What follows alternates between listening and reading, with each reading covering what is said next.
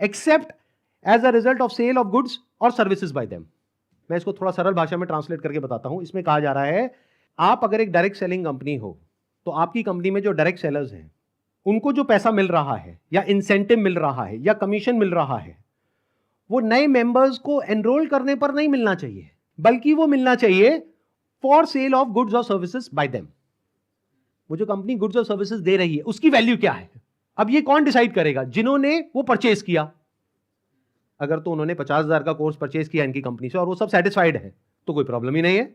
But अगर उसमें से 99% लोग सेटिस्फाइड नहीं और अपना पैसा वापस मांग रहे हैं और ये पैसा वापस नहीं कर रहे हैं तो ये स्कैम है ना. बिंद्रा जी आपने पूछा था ना क्यों है ये स्कैम, तो बता रहा हूं आपको. इसमें कहा गया है इट अलाउज और provides for a buy back or repurchase policy for currently marketable goods which are not unpacked or services sold to the participant at the request of the participant at reasonable commercial terms. मतलब कि कोई buyback का option होना चाहिए. किसी company ने आपको 50,000 रुपए के कुछ प्रोडक्ट्स या सर्विसेज दे दी. अब आप कहते हो मेरे किसी काम की नहीं है, तो अब आप उसका क्या करोगे? उस कंपनी को एक बायबैक पॉलिसी देनी पड़ेगी. अब देखना, ध्यान से सुनना, ध्यान से समझना. बायबैक आप किस चीज पर दे सकते हो? जिसकी कोई मार्केट वैल्यू हो. मतलब कि गवर्नमेंट क्या कह रही है यहां पर कि आप कोई ऐसा प्रोडक्ट बेचो डायरेक्ट सेलिंग में जिसकी कोई मार्केट वैल्यू हो. क्योंकि अगर 3 महीने बाद वो इंसान आकर के कहता है कि ये लो आपके प्रोडक्ट्स वापस, तो उस कंपनी को पता है कि ये प्रोडक्ट्स पैक्ड है, तो ये प्रोडक्ट्स हम किसी और को दे देंगे. तो ना कंपनी का नुकसान हुआ ना कस्टमर का नुकसान हुआ. बट अगर कुछ आपने ऐसा बेच दिया है जिसकी कोई मार्केट वैल्यू नहीं है, फॉर एग्जाम्पल आपने कोर्स खरीदा इनसे, अगर आप जा करके किसी को बोलते हो कि कोर्स मैंने 50,000 का लिया है, आपको 5,000 का देती हूं, ले लो, कोई लेगा? 500 रुपए का लेगा? तो इसकी मार्केट वैल्यू क्या है? Zero. It is a clear violation of this act. इसलिए ये स्कैम है Bindra ji.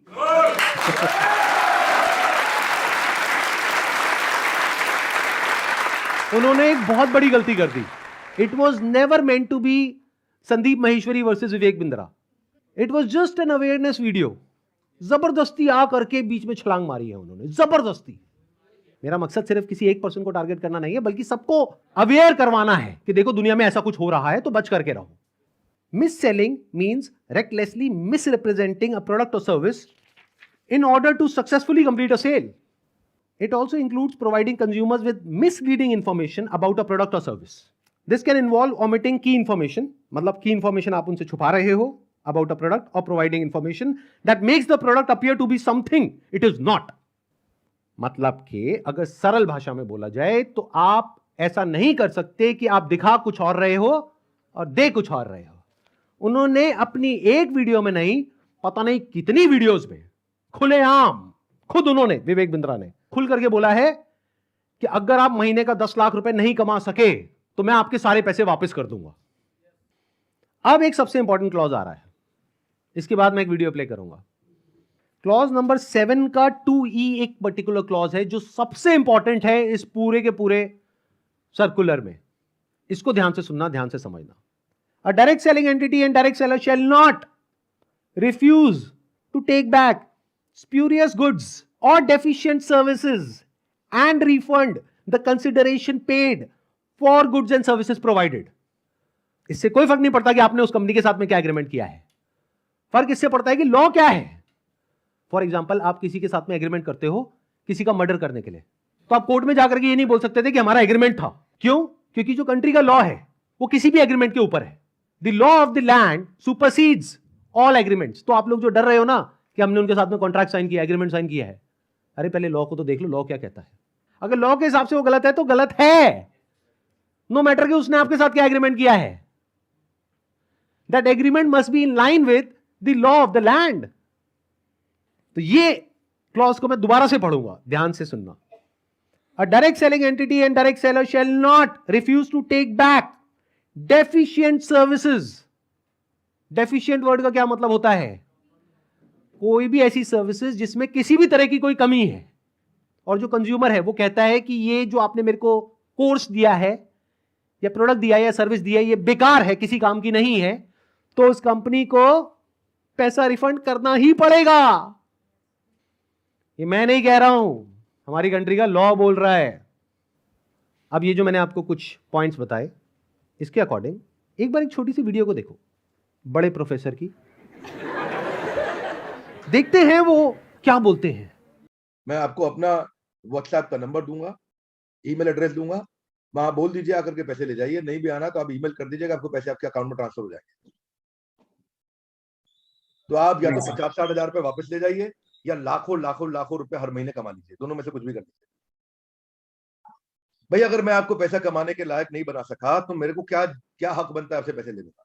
100% cash back guarantee, यानी कि कुछ और खरीदना चाहे अपग्रेड, लोवेस्ट प्राइस गारंटी, ये कौन दे सकता है? कोई नहीं दे सकता है, इसलिए हमने ये खुल के दिया है। आपके तो रिस्क को खत्म कर दिया ना, आपसे कह रहा हूं, आपके जो रिस्क को खत्म कर दिया, आपका रिस्क तो रिवर्स हो गया, गेम चेंज कर दिया पूरा। इसीलिए अभी तुरंत फोन लगाएं और पूछे अपने काउंसलर से कि मैं अपने बिजनेस में कैसे सफल होऊंगा। अरे आपसे बोल रहा हूं, पूछने में क्या जा रहा है, पैसे तो नहीं लग रहे।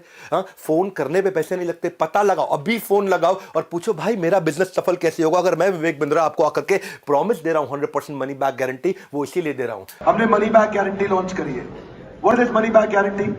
अगर कोई भी हमारे साथ आईबीसी बनता है और वो चाहता है कि मैं पैसे कमाऊं और वो हमारे साथ पैसे नहीं कमा पाता, तो नो क्वेश्चंस आस्क्ड, उसका पैसा उसको वापस कर दिया जाएगा। That's called money back guarantee. दम नहीं है किसी में ये बोलने में जो हम बोल रहे हैं। गारंटी दे रहा हूं 10 लाख रुपए महीना पे आप पहुंचेंगे, नहीं पहुंचे तो मेरे पास आके पैसा वापस मांग लेना। बड़े बड़े क्लेम्स कर दिए, एक बार समझने की कोशिश करते हैं क्या वो प्रैक्टिकली पॉसिबल है या नहीं है। इन्होंने कहा कि मैं अगर आपको महीने का 10 लाख रुपए कमाने के लायक नहीं बना सका तो अपने पैसे वापस ले जाइए। साल का 1 करोड़ रुपए अगर ये देना चाहते हैं आप लोगों को, और 1 लाख लोग इनकी कंपनी में ज्वाइन कर चुके हैं, तो कितना पैसा चाहिए? 1 लाख करोड़ रुपए। तो हमारी टीम ने क्या किया, इनके जो फाइनेंशियल्स हैं उसको चेक किया कि भाई अगर 1 लाख करोड़ देना है तो कंपनी की टर्नओवर होनी चाहिए ना 2-3 लाख करोड़ की, क्योंकि वो भी तो कमाएगी ना। उनकी टर्नओवर पता है कितनी है पिछले साल की? 172 करोड़। अगर उसमें से मान लेते 30% भी वो कमीशन देते हैं अपने आईबीसीज को, कितना पैसा उन्होंने डिस्ट्रीब्यूट किया इस स्कीम में? 50 करोड़। तो कितने लोगों के हाथ में आया 1-1 करोड़? 50 बस। और बाकी लोगों का क्या हुआ? उनके हाथ में क्या आया? 0। कि अगर वो चाहे भी तो ये जो बड़े बड़े क्लेम्स कर रहे हैं इसको पूरा नहीं कर सकते। पहले तो ये जो क्लेम्स कर रहे हैं वही सब इलीगल है। This is complete scam. अरे यही तो उन सब लोगों ने किया जो हमारा देश छोड़ करके भाग गए हैं। पब्लिक से पैसा ले लिया या बैंक से पैसा ले लिया, और जब बैंक आया पैसा वापस मांगने के लिए जो उसका हक है, तो उन्होंने कहा हमारे पास तो नहीं है देने के लिए, वो तो हमने पार्टीज में खर्च कर दिया। वो मेरी बर्थडे पार्टी थी ना, वहां पे डांस करने में बहुत मजा आ रहा था। अब हमें क्या करना चाहिए? क्या बस ऐसे स्कैम होते रहे सोसाइटी में और हम बैठ करके तमाशा देखते रहे? सर हमें एक्शंस लेना चाहिए। फर्स्ट ऑफ ऑल एफआईआर जिनके साथ हुआ है उन्हें एफआईआर फाइल करना चाहिए। लॉ को एक बार देखना चाहिए। नहीं समझ आ रहा है तो जिसको समझ है लॉ की उसके पास जाना चाहिए, उससे समझना चाहिए। एंड पिटिशन नाम की चीज़ होती है, पब्लिक इंटरेस्ट लिटिगेशन, तो वो फाइल करनी चाहिए उनके खिलाफ, जिससे जो ये स्कैम्स हो रहे हैं वो ख़त्म हो। बिकॉज मॉरली ये मतलब गलत है। जिनका पैसा जा रहा है वो डिप्रेशन में जाके गलत कदम भी उठा सकते हैं, एंड इससे हमारे देश का यूथ ख़त्म होता जा रहा है जो इस देश को आगे लेके जाएगा। सो जो लीगल एक्शंस हैं वो लेने चाहिए। इस एक्शन को हम 2 कैटेगरीज में डिवाइड कर रहे हैं। एक वो जिनके साथ में स्कैम हुआ है, एक वो जिनके साथ में नहीं हुआ है। मान लेते हैं 1 लाख लोग हैं जिनके साथ में स्कैम हुआ है, यानी कि उनका पैसा ये कंपनी मार करके बैठी है और वापस नहीं कर रही है। तो उन्हें क्या करना चाहिए? सबसे पहले जा करके एफआईआर करनी चाहिए। अगर वो पुलिस वाले एफआईआर नहीं करते हैं तो उनको सारे सर्कुलर्स दिखाने चाहिए कि भाई आरबीआई ने कहा है, आप ये लिख करके दे दो हमको कि आप एफआईआर नहीं कर सकते इनके अगेंस्ट। तो उन्हें एफआईआर लॉन्च करनी ही पड़ेगी। और अगर इंडिया के अलग अलग पार्ट्स में बहुत सारे लोग इस तरीके से एफआईआर लॉन्च करते हैं, तो जितनी भी हायर अथॉरिटीज हैं लाइक सीबीआई एंड ईडी, वो सब एक्शन में आ जाएंगी। मतलब उनको भी आइडिया लगेगा कि ये कोई छोटा मोटा स्कैम नहीं है, 500 करोड़ का स्कैम है, छोटा अमाउंट नहीं होता है। और ये पैसा किसका है? पब्लिक का है। और पब्लिक में भी एक बार को मान लो किसी 50-60 साल के आदमी का होता तो मुझे इतना दर्द नहीं होता। 18-19 साल के बच्चे का है जिसकी जेब में 50 रुपए नहीं होते हैं। तो पहला क्या है, अगर आपके साथ में ऐसा कुछ हुआ है तो नंबर 1 एफआईआर लॉन्च करो। नंबर 2, अभी तक मैं इसमें डायरेक्टली इन्वॉल्व नहीं था लेकिन अब हो गया हूं, तो अब आप लोग अकेले नहीं हैं। मेरा एक सिंपल सा प्लान है कि मैं अपने चैनल पर मोनेटाइजेशन ऑन करूंगा, वहां से मेरे पास में कुछ पैसा आएगा। मान लो 2-3 महीने में मेरे पास में 1 करोड़ रुपए आ जाता है, तो इस 1 करोड़ को मैं यूज करूंगा इंडिया की सबसे अच्छी लॉ फर्म को हायर करने के लिए, जो कि इन लोगों को रिप्रेजेंट करेगी जिनके साथ ये स्कैम हुआ है। उसका पैसा कहां से आएगा? मेरे चैनल पे जो एड्स रन होंगी अगले 2-3 महीने तक, वहां से आएगा। अगर उस पैसे की मुझे जरूरत पड़ी तो, अगर उतना पैसा मैं खुद अरेंज कर पाया तो मैं एड्स ऑन नहीं करूंगा, लेकिन अगर मैं अपने बेस पे अरेंज नहीं कर सकता हूं तो मैं एड्स ऑन कर दूंगा। तो तैयार रहना, कल को बोलना मत कि एड्स कहां से ऑन हो गई। जरूरत पड़ी तो मैं 1-2 महीने के लिए एड्स ऑन करूंगा, फिर बंद कर दूंगा जैसे ही मेरे पास में उतना पैसा आ जाएगा जितना उस लॉ फर्म को देना है। फिर वापस से अगर मेरे पास में पैसा खत्म हो गया उनको देने के लिए 6 महीने बाद, फिर से एड्स ऑन कर देंगे। अपने घर की खेती है, क्या दिक्कत है?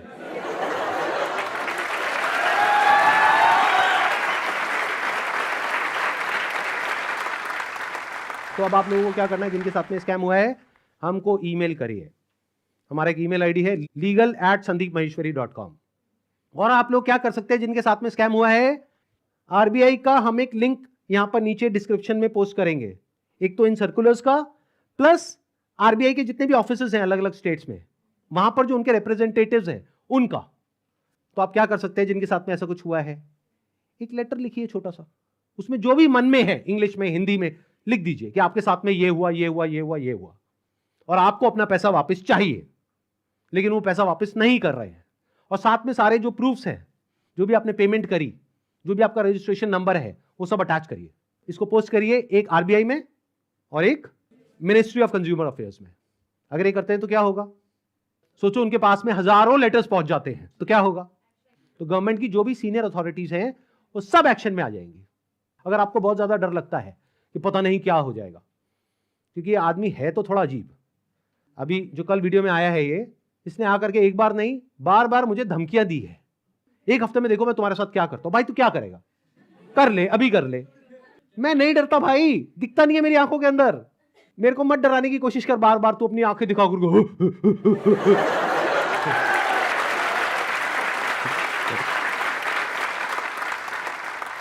अगर मेरे को एक्चुअल में कुछ हो गया अगले 1 हफ्ते में, तो सारा शक किस पे जाएगा? है ना? कैसा प्रोफेसर है, थोड़ा तो बुद्धि यूज कर, थोड़ा तो लॉजिक नाम की चीज यूज कर। पब्लिकली आकर के मेरे को धमकाए चले जा रहा है, क्या ये लीगल है? अच्छा, एक चीज ध्यान में रखनी है आप लोगों को जिनके साथ भी स्कैम हुआ है, चाहे आप हमको ईमेल कर रहे हैं, चाहे आप कहीं पर भी इस तरह से लेटर भेज रहे हैं या ईमेल्स भेज रहे हैं, जहां भी आप भेज रहे हैं, जो भी प्रूफ है पेमेंट का वो साथ में अटैच करिए और अपनी कॉन्टैक्ट डिटेल्स प्रॉपर तरीके से दीजिए।